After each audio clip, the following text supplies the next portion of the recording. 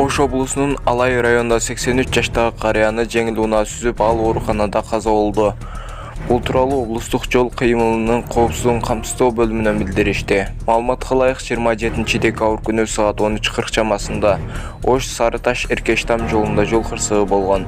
Жалал Абад облусунун Шамалды Сай шаарынын тургуну 1985-жылы туулган айдоочу өзүнө таандык Диум Nexia үлгүсүндөгү унаасы менен чыгыштан батышка карай бара жатып, жолдон өтүп бара жаткан Алай районунун 83 жаштагы тургунун сүзгөн.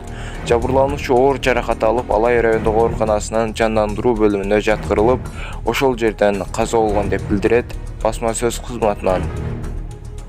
Issык чайды көп ичүү кызыл өңгөчтүн рак оорусун алып келиши мүмкүн. Бул тууралуу Британиянын улуттук саламаттыкты сактоо кызматынан билдирүүсүнө шилтеме берүү менен чет элдик маалымат каражаттары жазып чыгышты.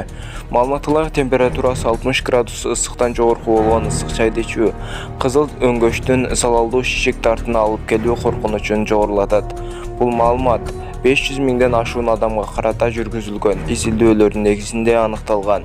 Көпчүлүк ысык чай, кофе же башка ысык суусундуктарды ичкенди жакшы көрүшөт. Бирок биздин изилдөөдө ысык чайды көп колдонуу кызыл өңгөчтүн рак илдетине алып келери белгилүү болду.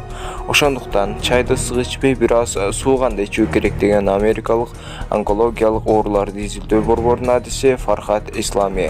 Изилдөөгө ылайык күн сайын температурасы 60 градус Цельсиядан жогору болгон ысык чайды ичкен адамдарда кызыл өңгөчтүн рагы 90%га жогорулаган. Андан сырткары, алкоголдук ичимдиктер жана тамеки чегүүдө кызыл өңгөчтүн рагын алып келүү коркунучун жогорулата тургандыгы айтылган маалыматта. Видеого лайк басып, жана каналыбызга жазылып кетиңиздер. Подписаться деген кнопканы басып, жанындагы коңгуроо жөнүндө басканды унутпаңыздар.